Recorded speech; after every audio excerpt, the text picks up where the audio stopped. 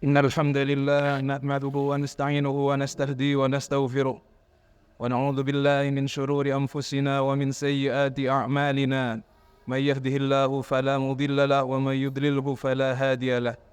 أشهد أن لا إله إلا الله وحده لا شريك له وأشهد أن سيدنا محمدا وعلى آله وصحبه وسلم.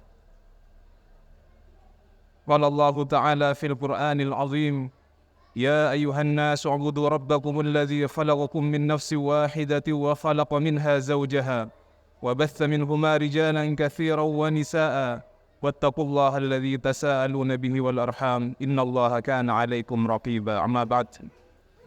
Jamaah salat Jumat yang dirahmati oleh Allah Subhanahu wa taala, khatib berwasiat kepada khatib sendiri dan kepada Jumat sekalian untuk selalu meningkatkan takwa kepada Allah Subhanahu wa taala.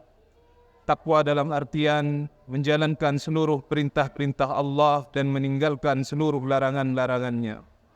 Hadirin jamaah salat Jumat yang dirahmati oleh Allah Subhanahu wa taala. Pada kesempatan Jumat kali ini kita masih bertepatan dengan bulan Rabiul Awal, bulan Maulid Nabi, bulan kelahiran junjungan kita Nabi besar Muhammad sallallahu alaihi wasallam. Allah Subhanahu wa taala dalam Al-Qur'an berfirman, "Wa dzakkirhum bi ayyamillah." Hendaklah engkau mengingatkan kepada mereka tentang hari-harinya Allah Subhanahu wa taala. Kita di Indonesia biasa memperingati hari-hari besar bagi republik ini. Ketika 17 Agustus kita memperingati daripada kemerdekaan bangsa Indonesia. Dan di hari-hari momen penting yang lain kita pun memperingatinya. Apakah tidak lebih penting kita memperingati dan mengingat sosok jasa yang paling berharga, sosok jasa yang paling berjasa bagi umat manusia, yaitu baginda Nabi besar Muhammad sallallahu alaihi wasallam. Lantas bagaimana kita merayakan Maulid Nabi Muhammad sallallahu alaihi wasallam? Apa yang kita lakukan di bulan Maulid ini? Kita merayakan Maulid Nabi besar Muhammad sallallahu alaihi wasallam dengan mempererat hubungan kita dengan baginda Nabi besar Muhammad sallallahu alaihi wasallam, dengan memperkuat ta'alluq kita, hubungan kita dengan baginda Nabi besar Muhammad sallallahu alaihi wasallam, dengan mempelajari sirah beliau, dengan mempelajari biografi beliau, sehingga ketika kita mempelajari sirah dan biografi itu menambah ta'alluq kita, hubungan kita kepada baginda Nabi besar Muhammad sallallahu alaihi wasallam, menambah cinta kita kepada baginda Nabi besar Muhammad sallallahu alaihi wasallam, sehingga diharapkan dengan pengetahuan kita akan sirah beliau, pengetahuan kita terhadap biografi beliau akan membuat kita lebih bersemangat beribadah meniru baginda Nabi besar Muhammad sallallahu alaihi wasallam. Hadirin jamaah salat Jumat yang dirahmati oleh Allah Subhanahu wa taala. Kita meniru baginda Nabi besar Muhammad sallallahu alaihi wasallam di setiap kehidupan kita. Nabi Muhammad disebutkan bahwasanya laqad kana lakum fi Rasulillahi uswatun hasanah. Sungguh telah ada pada diri baginda Nabi besar Muhammad sallallahu alaihi wasallam itu adalah uswatun hasanah, suri tauladan yang baik. Ketika kita mengarungi dunia ini, hidup sebagai khalifatullah fil ard, sebagai khalifah Allah di muka bumi ini, pasti kiranya kita hidup dipenuhi dengan bermacam-macam keadaan. Ada kalanya kita hidup dengan senang, ada kalanya kita dicoba dengan bermacam cobaan yang datang silih berganti. Kita ingin melihat bagaimana kita meniru baginda Nabi besar Muhammad dalam mengarungi kehidupan dunia ini yang penuh dengan cobaan-cobaan ini.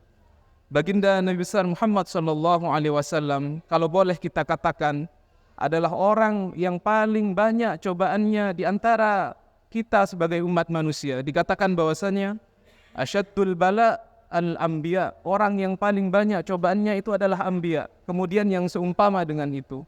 Artinya apa? Kalau kita mau membandingkan antara cobaan yang kita terima dengan bebannya, berat beban yang dihadapi oleh baginda Rasulullah sallallahu alaihi wasallam, mungkin beban yang kita hadapi ini tidaklah begitu berat.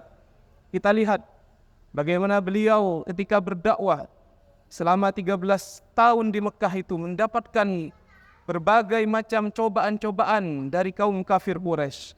Bagaimana beliau ketika sholat, tiba-tiba punggung beliau dilempari oleh musuh beliau dengan jeruannya binatang. Bagaimana beliau ketika pulang menuju rumah beliau, dari atas loteng ada orang yang menaburkan debu kepada kepala beliau, sehingga sampai di rumah Nabi Muhammad debu tersebut dibersihkan oleh putrinya.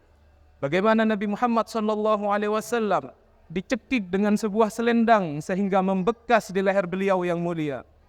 Begitu banyak cobaan-cobaan yang dilalui oleh baginda Nabi besar Muhammad SAW.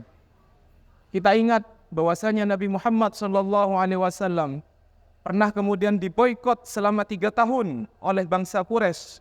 Diboikot, tidak boleh berhubungan dengan Nabi Muhammad dan Bani Hashim. Diboikot, tidak boleh kemudian berhubungan ekonomi, tidak boleh menjual sesuatu kepada Nabi Muhammad dan Bani Hashim. Diboikot juga tidak boleh menikah dengan mereka.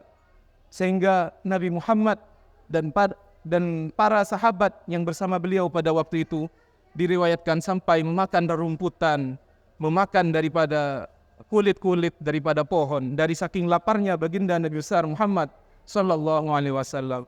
Inilah perjuangan Nabi besar Muhammad sallallahu alaihi wasallam untuk menegakkan agama Islam ini. Ketika beliau berpindah ke Madinah, diusir oleh kaumnya dari Mekah menuju Madinah, masih banyak juga problem-problem yang dihadapi oleh baginda Nabi besar Muhammad sallallahu alaihi wasallam. Di Madinah beliau menghadapi orang-orang munafik. Di Madinah beliau menghadapi orang-orang Yahudi yang kemudian selalu menjegal daripada dakwah Nabi besar Muhammad sallallahu alaihi wasallam. Tetapi terlepas dari hal semua itu, beliau adalah orang yang paling rahmat kepada umatnya, kepada umat kita, umat Islam ini. Pernah dikisahkan Nabi besar Muhammad sallallahu alaihi wasallam ketika beliau berada di Mekah. Beliau merasa dakwah di Mekah sudah tidak ada pintu lagi, orang-orang kafir Quraisy menutup jalan dakwah beliau, sehingga beliau berdakwah menuju tempat bernama Taif. Di Taif ini baginda Nabi besar Muhammad SAW ingin mendakwahkan Islam. Siapa tahu di Taif ada orang-orang yang terbuka hatinya untuk menerima dakwah Islam. Akhirnya Nabi besar Muhammad pergi mengunjungi Taif ini bersama putra angkatnya bernama Zaid. Tetapi orang kafir Quraisy yang mendengar bahwasanya Nabi Muhammad akan mengunjungi Taif mengutus utusan, sehingga memberikan informasi kepada orang Taif, kepada pembesar Taif, akan datang seseorang bernama Muhammad. Kalau ia datang, orang itu adalah orang yang gila. Kalau ia datang, dia adalah orang yang jelek, maka hendaklah kalian mengusir dia. Dan apa yang terjadi? Orang-orang Taif termakan oleh omongan daripada orang-orang kafir Quraisy ini. Nabi Muhammad SAW menempuh perjalanan yang sangat jauh menuju Taif ini, tetapi bukan disambut dengan tangan terbuka. Sampai di Taif, baginda Nabi besar Muhammad SAW diusir, bahkan anak-anak kecil disuruh untuk melemparkan batu kepada baginda Nabi besar Muhammad SAW. Beliau sangat bersedih karena dakwah beliau tidak diterima oleh penduduk Taif, sehingga beliau pergi meninggalkan Taif. Beliau beristirahat di sebuah tempat.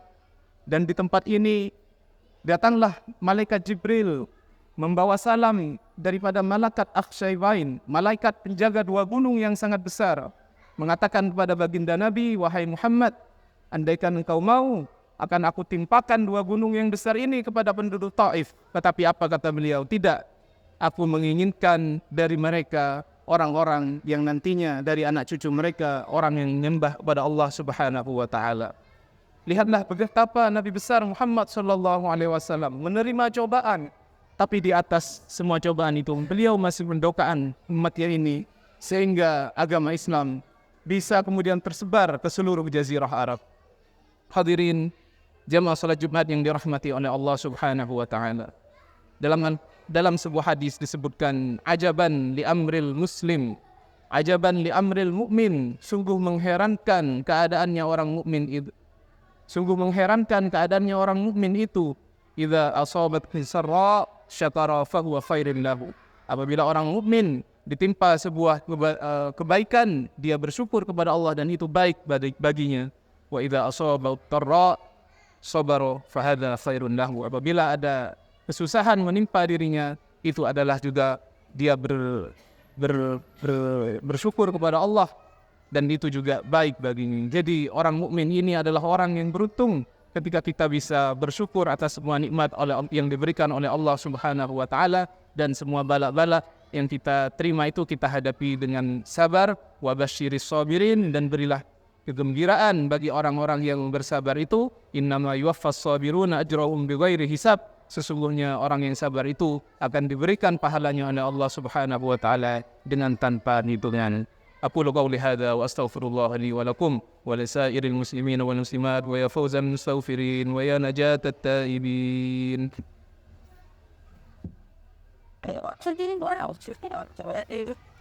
Cool.